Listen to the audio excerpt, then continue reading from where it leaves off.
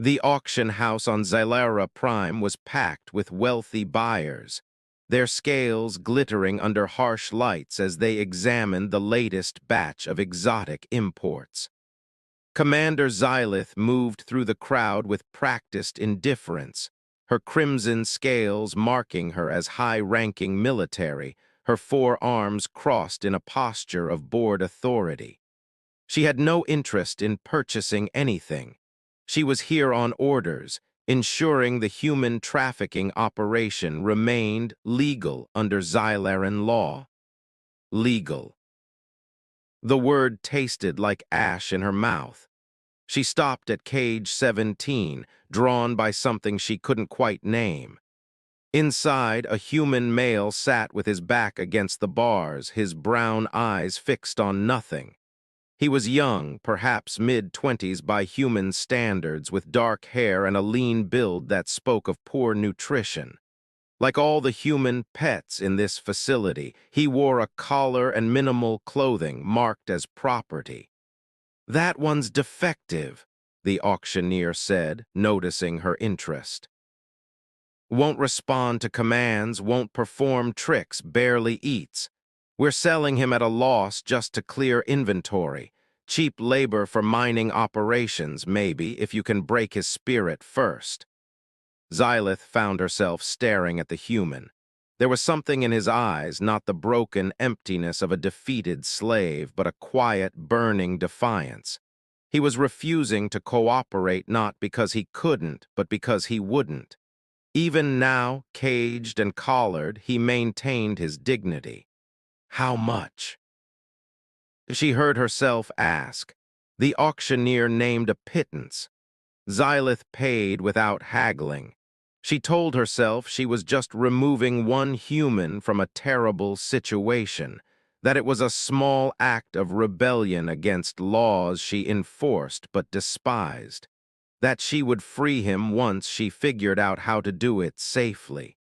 She told herself a lot of things that first day. The human, his designation was Lot 4729, but his cage had a faded name tag that read Marcus.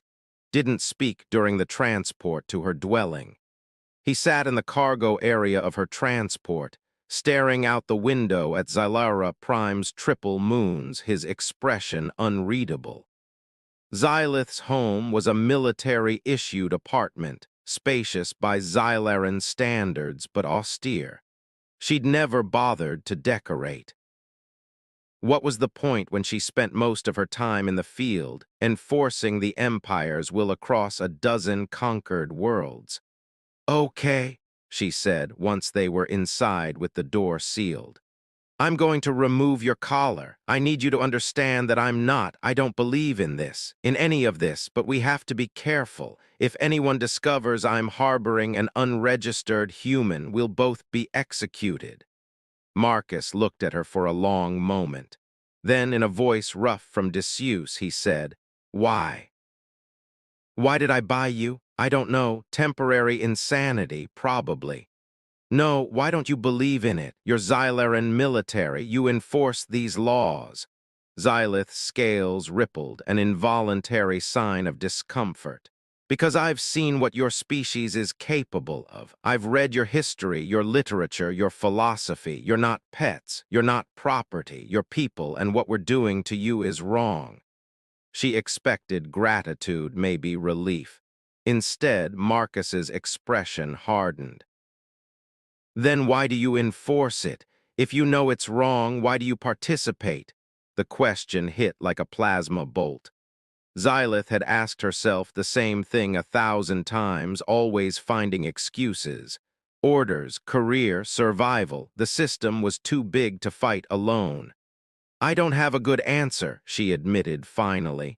"But I'm trying to do better, starting with you." Marcus was silent for a moment. Then he extended his wrists toward her, offering the collar. "Then prove it. Take this thing off me." Xylith deactivated the collar with her command codes. It fell away, leaving red marks on Marcus's neck.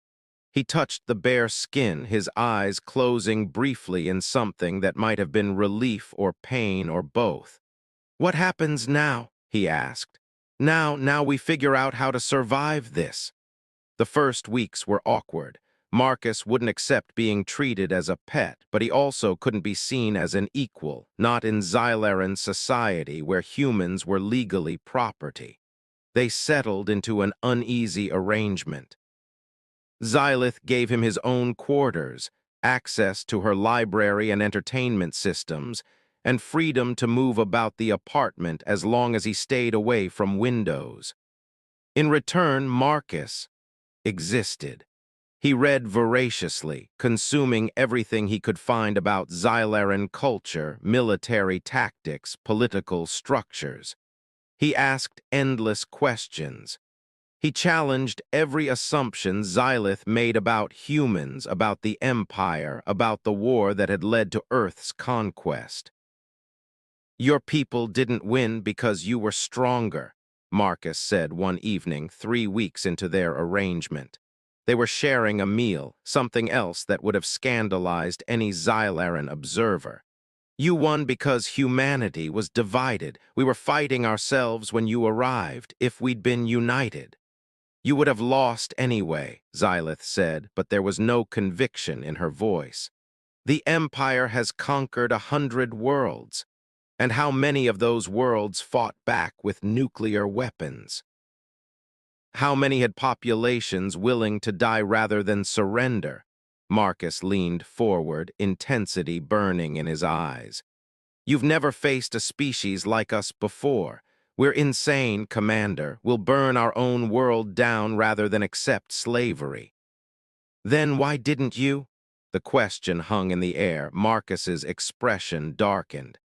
"Because your people were smart. You took our children first, threatened to execute them if we didn't surrender. What parent chooses war over their child's life?" His voice cracked.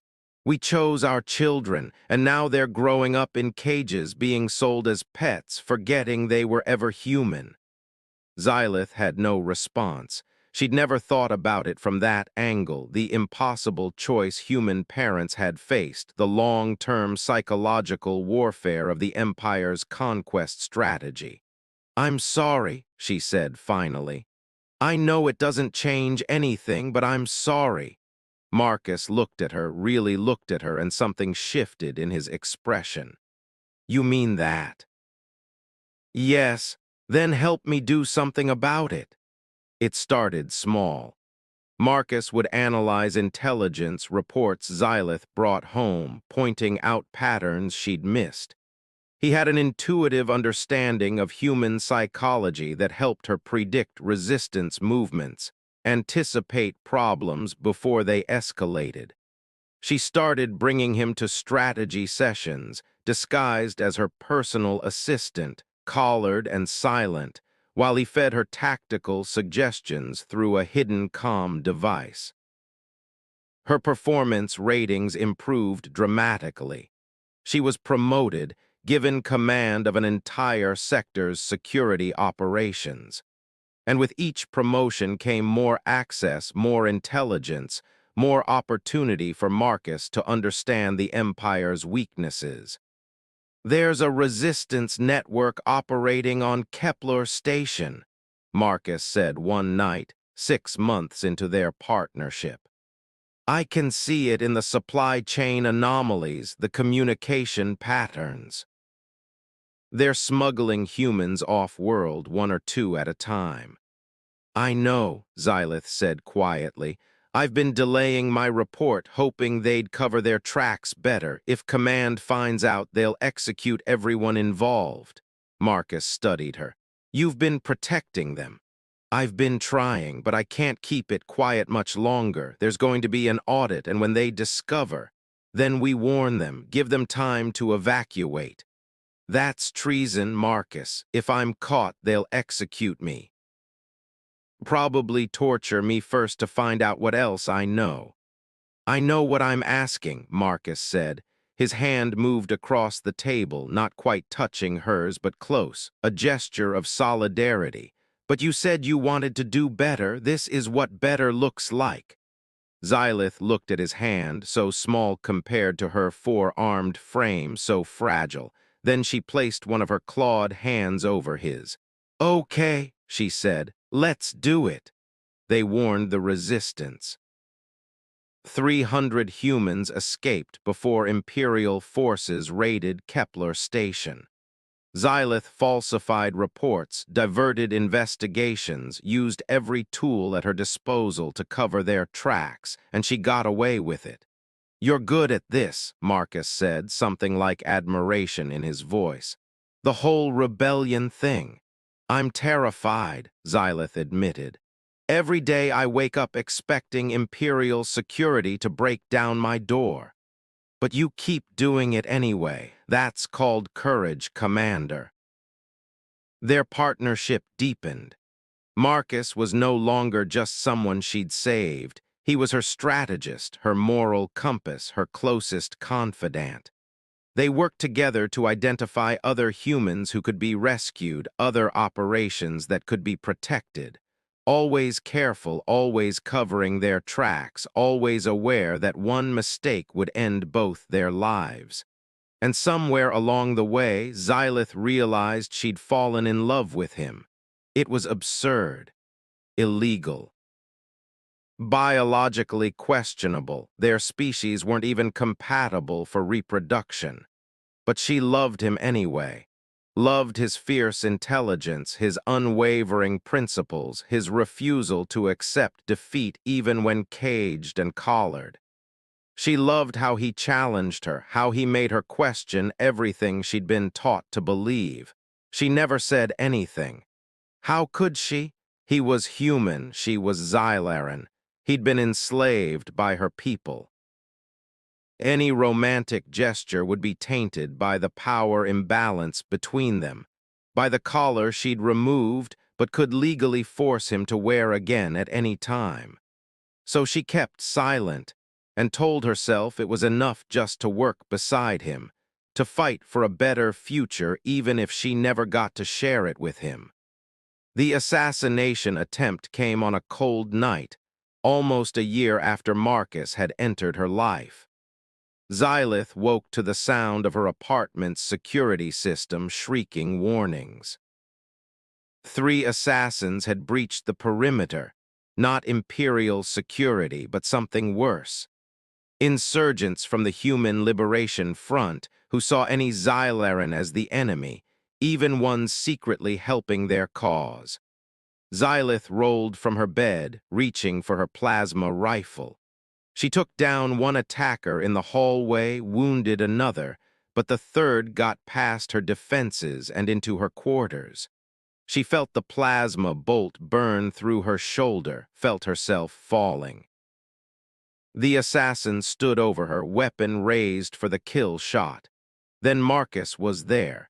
He'd somehow gotten hold of the wounded assassin's weapon. He fired from the doorway, the shot wild but close enough to make the assassin dive for cover. Then he was moving, placing himself between Xylith and the attacker with a complete disregard for his own safety. "You want her, you go through me," Marcus said, his voice steady despite the weapon shaking in his hands. The assassin laughed. "You're defending a Xylaran, your own enslaver. She freed me. She's been fighting for us, and you're going to leave now, or I'm going to put a plasma bolt through your skull." Something in Marcus's voice must have convinced the assassin he meant it.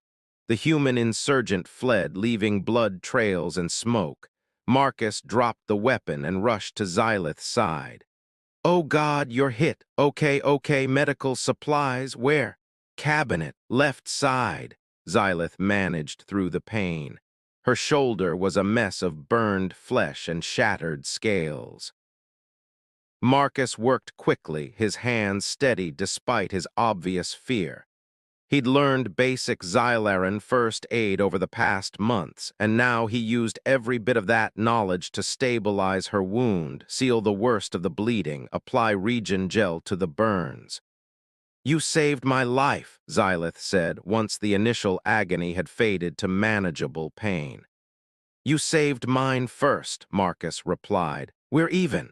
No, Marcus, you didn't just save me. You protected me, defended me against your own people. Why? Marcus was quiet for a long moment, his hands gentle as he wrapped bandaging around her shoulder. Because somewhere along the way, you stopped being my captor and started being. You, the person who reads forbidden human literature and asks me to explain the jokes, who cries when you have to enforce laws you hate, who risks everything to save people you'll never meet.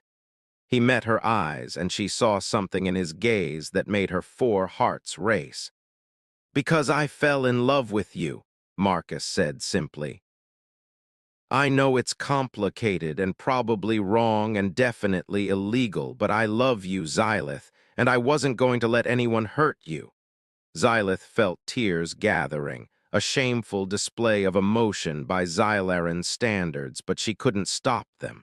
I love you too, I have for months, but I didn't think I had the right to say it, not after what my people did to yours. You're not your people, Marcus said. You're you, and you've spent every day trying to make things right. That's all anyone can ask. He leaned forward, hesitant, giving her time to pull away. When she didn't, he pressed his lips to her scaled forehead, a gesture of affection from his species adapted to her anatomy. Okay, he said, pulling back with a slight smile. Now we're even. The assassination attempt changed everything. Imperial security investigated, discovered the extent of Xylith's compromised position. She was interrogated for 3 days straight, her loyalty questioned, her career hanging by a thread. Marcus should have stayed hidden, should have played the obedient pet and avoided notice. Instead, he walked into Imperial Command and requested an audience with the sector administrator. I'm Lot 4729, he said, still wearing the slave designation because he'd never been legally freed. And I'm here to confess to treason. Xylith, still recovering from her interrogation, heard about it and raced to the command center. She found Marcus in a detention cell, calm and unafraid. What did you do? She demanded. I told them the truth, Marcus said. That I've been manipulating you, using my position as your pet to access classified information and pass it to the resistance. That you're innocent, you were just a naive officer who thought she'd rescued a cute human and didn't realize I was playing you the whole time. They'll execute you, probably, but they'll clear you, you'll keep your rank, keep your access, and you can keep doing the work that matters, helping my people. He smiled, and it was the saddest thing Xylith had ever seen. It's a fair trade. No, I'm not accepting this. I won't let you. It's already done, Xylith. I've confessed. They believe me. You're going to be fine. Xylith pressed against the bars of his cell, all 4 of her arms reaching toward him. I'm going to get you out. I'll break you out. We'll run, and throw away everything we've worked for, the networks we've built, the people we've saved. Marcus shook his head. No, you keep fighting, you keep making a difference, and you remember that a human loved you enough to die for you. I can't lose you, Xylith whispered. You'll never lose me, I'll be right here. Marcus placed his hand over his heart. You taught me that love doesn't need the same species, doesn't need a future, doesn't need anything except 2 people choosing each other. I choose you, Xylith, even now, especially now. But Xylith had spent a year learning to think like Marcus, to see angles and opportunities where others saw only obstacles. She had resources, connections, allies in the resistance. She had one desperate plan. And 3 days before Marcus's scheduled execution, she activated it. The prison break was textbook, too textbook, really. Imperial security found evidence immediately, traced it back to Xylith within hours. But by then, she and Marcus were already gone, along with 50 other rescued humans aboard a stolen transport heading for the outer rim where the Empire's grip was weakest. "You threw away your career," Marcus said as they watched Zalara Prime disappear behind them. "Your life, everything." "No," Xylith corrected. "I chose my life. Really chose it for the first time ever. I chose you, I chose truth. I chose to stop enforcing evil and start fighting it properly." She looked at the other freed humans in the transport bay, refugees now, but alive and heading toward resistance-controlled space. "Besides, we're going to need someone with Imperial training to help organize the resistance. Someone who knows their tactics, their weaknesses." "You want to join the rebellion?" Marcus asked, something like hope lighting his face. "I want to help free your people, all of them. And then maybe if we survive, we can find a place where a Xylaran commander and a human pet can just be. Us." Marcus took her hand, all four of her hands actually, holding them with both of his in a gesture that was uniquely theirs. "What changed? A year ago you were too afraid to even warn the resistance. Now you're throwing everything away to join them." Xylith smiled, her scales shifting to the warm crimson that indicated deep contentment. "You changed me. You showed me that courage isn't the absence of fear. It's loving something more than you fear losing it. I love you more than I fear the Empire, and that makes me dangerous." "Dangerous how?" "Because now they've created exactly what they feared most. A Xylaran commander who knows all their secrets and is completely loyal to the human resistance." She squeezed his hands gently. "They think they own you. They don't understand that you own me from the moment I saw you refuse to break." Marcus laughed, the sound bright with hope and possibility. "So what's the plan? We get these people to safety. Then we start building something the Empire has never faced before, a true alliance between species, united not by conquest but by choice. We show them that what they meant as slavery became the seed of their own destruction." "That's ambitious."